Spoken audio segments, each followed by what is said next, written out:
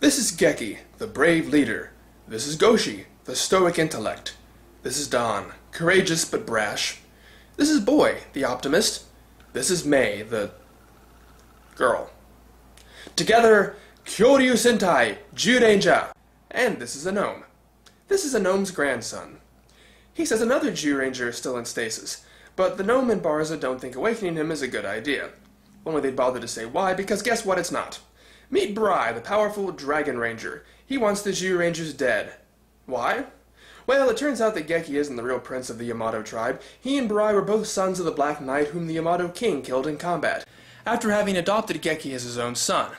The older Bry was then left to avenge the death of his evil father. As if that wasn't bad enough, Bry also wanted to be a Zyuranger, and somehow he became one. But by the time he did, Bandora had been defeated and everybody had gone home. So now he was even more pissed off. The only way to find the Zyurangers and get his revenge was by going into stasis himself, and upon his release, he makes life a living hell for the Zyurangers, especially for Geki, who, now that he knows his true past, is desperate to get some quality bonding time with his murderous, vengeful psychopath of an older brother. Bry even briefly joins Bandora's forces, but the alliance doesn't stick, presumably because he can't stand the nightly musical numbers, and he once again sets out on his own. But then he immediately meets Clotho, the spirit of life. This little KKK reject has good news and bad news. The good news, the Zyusoken, used to summon your own guardian beast, Dragon Caesar. The bad news, you actually died in a cave-in while you were asleep. I brought you back to life, but now your life force is tied to this candle. As long as you stay in this little pocket dimension, the lapseless room I made for you, you'll be fine. But whenever you go out into the real world, the candle will burn down, and when it burns down completely, you die. But Barai's revenge can't be restrained by a candle. Unfortunately, he loses.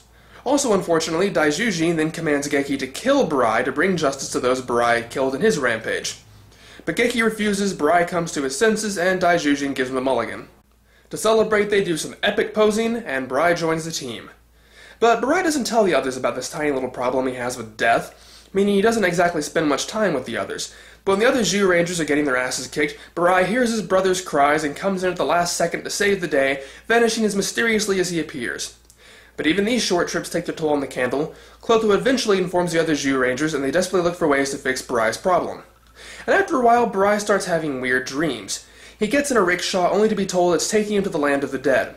Along the way, he rides past a bench on which a little boy sits. Assuming the boy is destined to die, he sets out to find him. Doing his own take on Make-A-Wish, Barai even lets him ride on Dragon Caesar. Of course, this is stupid, as he immediately gets caught up in Bandora's next monster attack, and the child is mortally wounded. To make matters worse, Bandora finds the location of the lapseless room and destroys it, leaving Barai with very little time and no safe haven. Goshi and Don, meanwhile, have left to retrieve a sacred elixir, Barai's last hope. Unfortunately, after fighting their way through, Clotho informs them that since Barai is living on borrowed time already, nothing can save him. However, she gives them the elixir anyway. The remaining Zyurangers combine Daijujin and Dragon Caesar with King Brachion, the last guardian beast, to create Ultimate Daijujin and defeat Dora Gansaku. They just barely manage to, though, as Barai runs out of time. Transported to a beach, he has just enough time to give a heartfelt goodbye to Geki and pass on his powers before dying in his brother's arms. However, Don and Goshi are able to use the elixir to save the little boy's life, so Barai can take some satisfaction as he now rides past an empty bench. In case you haven't noticed, an overarching theme with Barai's story is, well, death. It hangs over his head through his entire storyline, and ultimately he is unable to prevent it. From what I've heard, the fans were forced to go through a similar journey. They were allowed to vote whether or not Barai managed to live, and living actually won out, but they killed him off anyway to teach the kids that sometimes heroes just die. Damn.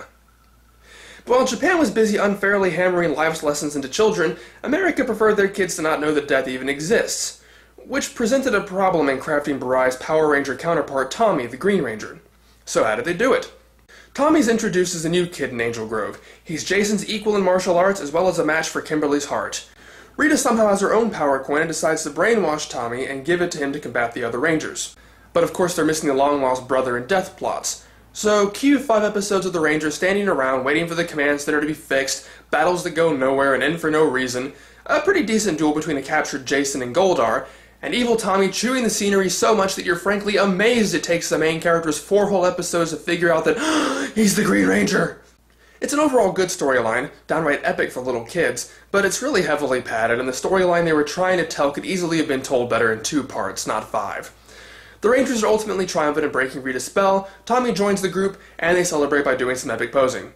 Well, they made it through that pretty well, but now there's a problem.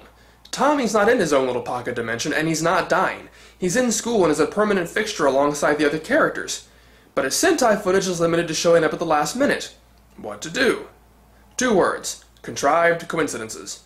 Tommy forgets something and runs off. He loses his communicator. He's captured by putties who steal his morpher. He's knocked out in the first act and has to recover in the command center.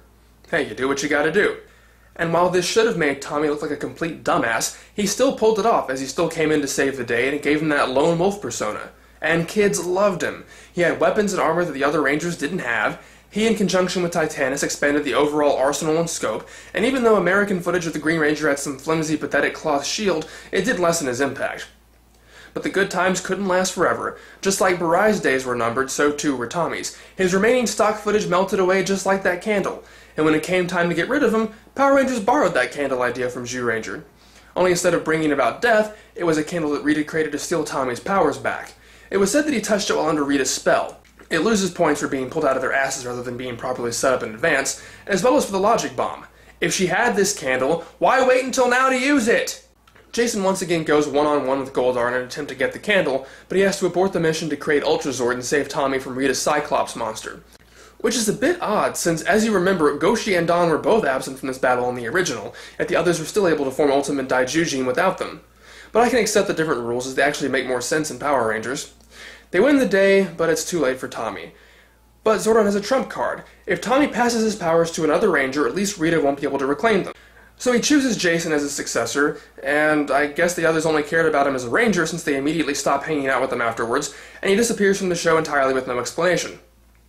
It wasn't quite as epic as Barai's end, but it was still pretty engaging. This was one of the first episodes I ever saw, and it's what got me hooked. So the story continued on with only 5 Rangers again, but it was cool because Geki/Jason occasionally decked himself out in the Golden Shield. I actually wish this had been a permanent addition. It looked really good on him, and it would have shown him as the true successor. Plus, I can't think of a reason why you wouldn't want to use it. The status quo continues for a while, but then Dai Satan returns Kai to Bandora. Her transformation had actually caused her to forget about her lost son all this time. Bandora pulls out all the stops, and musical numbers, in a final attempt to take over the world. Kai pilots his own mech, Dora Talos, and almost conquers the Zyurangers. But after a quest to retrieve their guardian beast, with a little pep talk from Barai's spirit, the heroes are triumphant and Dai Satan is killed. Kai is mortally wounded and dies in his mother's arms. The Zyurangers rush in to finish the job, but Bandora's mourning to cause her to lose her powers as a witch. Daijujin seals her and her minions away and flings them out into space. But they're happy because Grifazar and Lamy have a freakish hybrid monster baby. Yes, in the original series these two were married. With their task complete, the Zyurangers leave the last 2 newly hatched dinosaurs in the hands of some local children, because that can't possibly go wrong. And Barza then leads them to the land of the gods to be with their guardian beasts. And so the book literally closes on Kyoryu Sentai Zyuranger. As for Mighty Morphin Power Rangers, the details of the story are as usual removed. In this version, Goldar pilots Cyclopsis. It's only after an intense 2-part battle that the Power Rangers are victorious, with Goldar escaping the fiery death that Kai endured. And even though it's essentially no different from any other time they've beaten Rita, it is treated with quite a bit of finality. The city throws a celebration for the Power Rangers, Tom even makes a cameo appearance, and it ends with Zordon giving the team a choice to remain Power Rangers or return to their normal lives. Of course they decide to continue being Power Rangers. While the story moved in a somewhat arbitrary fashion, it served as a good emotional conclusion. It could be assumed that Rita and her minions finally gave up and that peace reigned, but it also left open the possibility of future adventures. After 40 episodes, Power Rangers had exhausted the 50 episodes of Kyoryu Sentai Zyuranger, and its first season came to a thrilling and successful close. Except that it totally didn't! What part of unprecedented cash cow did you not understand? Saban couldn't pass up the opportunity to capitalize on it. Due to almost daily airings, it had taken only 2 months to run the entire first season. And what now? Months upon months of reruns? Not if they had anything to say about it. It was time to start putting some of that huge mountain of cash from action figure revenues to work. So they contacted Japan and actually got them to film new Zyuranger action footage, specifically for new episodes of Mighty Morphin Power Rangers. Fans generally dubbed this footage Zyu 2. So starting the following February, they were able to expand the fight with Rita Repulsa by another 20 episodes. The best part for Saban is that they were no longer bound, well, loosely bound, to the Zyuranger storyline. With that in mind, it's astonishing that they waited 9 episodes to do this. In a 2-parter, the villains kidnap the Power Rangers' parents and force the Rangers to hand over their power coins in exchange. But bad guys being bad, they don't hold up their end of the bargain. Fortunately, they're also stupid because they completely neglect to take Jason's Dragon Zord coin. You know, the one that belonged to them in the first place. With no other choice, the Rangers summon Tommy, and after a temporary power boost from Zordon, he's able to once again become the Green Ranger and steal back the other power coins. Afterwards, despite the danger of Zordon's boost being only a temporary fix, Tommy leaps at the chance to permanently rejoin the team. Zyurangers too did take a few creative liberties with the property, but Season 1 ultimately ended on a fairly unspectacular episode. It did contain an underwater fight, and the Black Ranger got to briefly wear the Dragon Shield, but it certainly didn't attempt to wrap anything up like the original Doomsday finale had. Maybe Saban simply didn't see the point, as it was obvious that there would be a Season 2. Zyurangers 2 is more important for what it meant to the budding franchise. It gave them the freedom to start taking storylines in their own direction, for better or worse. They also began filming a bit more of their own costume footage than they had in the original batch of episodes. They were fast on their way to establishing Mighty Morphin Power Rangers as an entirely separate entity, only loosely connected to the source material. And in Season 2, they'd be forced to stretch that connection much, much farther.